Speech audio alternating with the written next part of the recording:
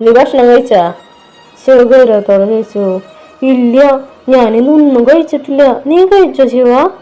അവൾ തല തോർത്തിക്കൊണ്ട് ചോദിച്ചു. എന്റെ കാര്യം നീ അന്വേഷിക്കാൻ വരണ്ട. നീ എന്താണ് ഭക്ഷണം കഴിക്കാതിരുന്ന? നിന്നോട് ഞാൻ പലവട്ടം പറഞ്ഞിട്ടില്ലേ ഭക്ഷണം കഴിക്കാതിരിക്കരുതെന്ന്. എനിക്കപ്പൊ കഴിക്കാൻ തോന്നിയില്ല, അതുകൊണ്ട് കഴിച്ചില്ല, അവൾ നിഷ്കുവായി പറഞ്ഞു. എന്നാ വാ, വന്ന് കഴിക്ക്. അത് പറഞ്ഞ് ശിവ നേരെ താഴേക്ക് നടന്നു.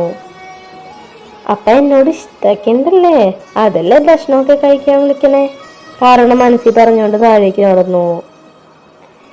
എനിക്കിതൊന്നും ഇഷ്ടല്ല ശിവ, ഇവിടെ വേറൊന്നുമില്ല, എനിക്കൊന്ന് വിശന്നിട്ട് വയ്യ, അവൾ എക്സ്പ്രഷൻ ഇട്ടുകൊണ്ട് പറഞ്ഞു. ഇവിടെ വേറൊന്നുമില്ല, നിനക്ക് വേണമെങ്കിൽ ഞാൻ വേഗം പോയി പുറത്തുനിന്ന് വാങ്ങിയിട്ട് വരാം. അത് പറഞ്ഞ് ശിവ കാറിന്റെ കീ എടുത്ത് പുറത്തേക്ക് നടന്നു. എന്നെ ഒറ്റയ്ക്കാക്കിയിട്ട് പോവല്ലേ ശിവ, ഞാനും വരാം. പ്രേതം, അത് നിന്നെ പിടിക്കാൻ.